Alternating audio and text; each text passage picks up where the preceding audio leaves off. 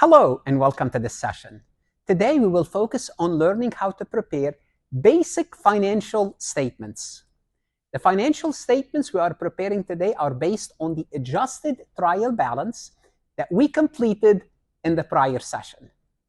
This is part 3 of 4 in my series on the accounting cycle, designed to guide you step by step through the basic accounting cycle. If you are unfamiliar with how the adjusted trial balance was prepared, I recommend you do what? Review the previous recording, review the previous session, and it provides the foundation for today's work. In this session, we will prepare the 3 basic financial statements: income statement, statement of retained earnings, and the balance sheet. Those are the 3 financial statements. We will prepare this step by step from the adjusted trial balance.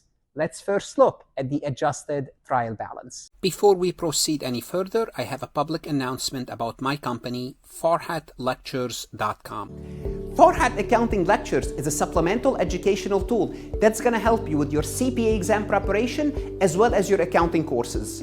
My CPA material is aligned with your CPA review course such as Becker, Roger, Wiley, Gleam, Miles. My accounting courses are aligned with your accounting courses, broken down by chapter and topics. My resources consist of lectures, multiple choice questions, true-false questions, as well as exercises. Go ahead, start your free trial today. To prepare the financial statements, we will be looking at the adjusted balances. And these adjusted balances are the result of transactions and adjustments. So if you're looking at these balances, these adjusted balances for cash, account receivable, prepaid, supplies, so on and so forth, these figures did not come out from thin air. In one recording, we prepared the unadjusted trial balance, which was the first trial balance, and this was unadjusted. And we build this trial balance transaction by transaction. Then in another recording, we looked at adjustments, and from the adjustments, we produced the adjusted or the updated or the final trial balance to prepare the financial statements. It means all the accounts are up to date. Now we are ready to prepare the financial statements. So this is the adjusted trial balance. Now we are ready to prepare the financial statements. The first financial statement we would learn about is the income statement. The income statement, what's the income statement? It's going to show you whether you had a profit or a loss for a period of time. So it's the name of the statement, the name of the company, Adam Inc., and the income statement is for a period of time, for period October 31st x4, for a period of time. What goes on the income statement? How do we compute the profit and the loss? We need to take a look at our revenues, which is service revenue here. There is no need for a 1. Service revenue, and we happen to have only one revenue, which is consulting revenue, and that's $15,000. Now, companies could have more than one source of revenue. We're keeping it simple. You could have many. You could list them, total them. That's fine. These are your revenues. What you need to do from your revenues, you need to deduct your expenses. So you'll have another category called expenses, and you would list all your expenses. Now, we would learn later about more advanced income statement, where we break the expenses into selling, general and administrative, and selling, general, administrative expenses. In this session, we don't differentiate. We're going to list all the expenses, which is acceptable. We could list all the expenses, and we total them. Once we total, we underline, and the total expenses equal to $11,350. Now, every time we single underline under the income statement, it means we are performing a computation.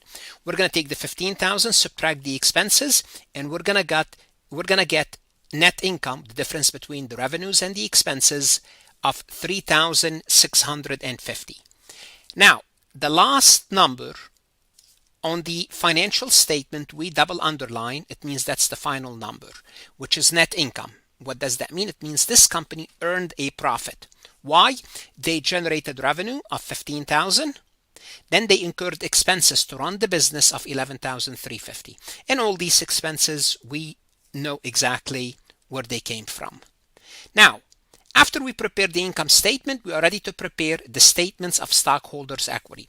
The statements of stockholders' equity, basically it will be the same heading, the name of the statement, the company name, and what I mean by the same heading, the time, for period October 31st X4. It's for a period of time. Now, since this company started as a brand new company, they have no beginning retained earnings. What is retained earnings? Retained earning is profit minus dividend over time. So this company did not generate any profit. This is the first year they generated any profit. Therefore, their beginning retained earnings is 0. Now, the other thing I should have pointed out as I'm doing this, once you use a figure on the financial statement, you can cross it out because each account goes on only one financial statement. So I crossed out all these figures. Beginning retained earning is 0 because the company did not exist prior to that. Now we can add this net income. So notice we had to prepare the income statement before we prepared the retained earnings. Why? Because we need the profit or the loss for this.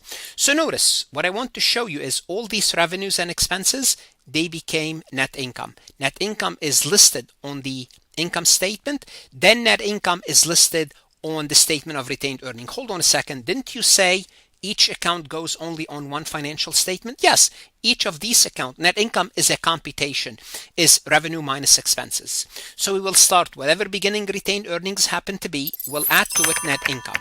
Now, if we happen to have a company that incurred a net loss, in other words, we have more expenses than revenues, then we will subtract the loss from whatever retained earnings we have.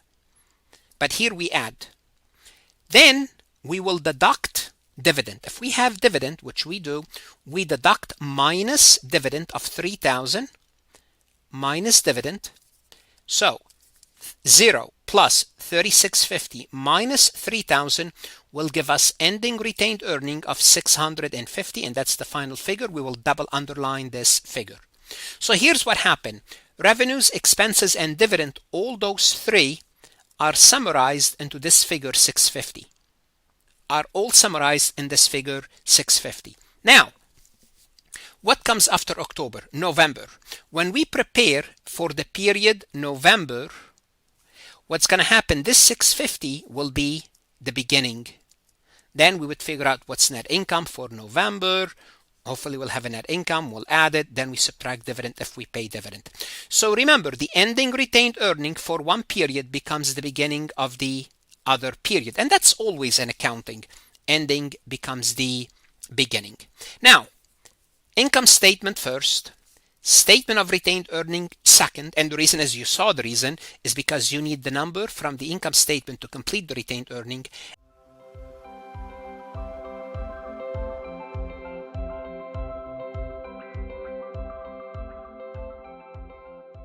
What should you do? What should you do? You want to learn a little bit more about this topic. You want to go to Farhat Lectures, look at additional lectures, additional MCQs, exercises, resources. That's going to help you whether you are an accounting student studying for CPA, CMA, some sort of an accounting or finance certification. Invest in yourself. In the next recording, we would look at what we called the closing entries. Invest in yourself, and good luck.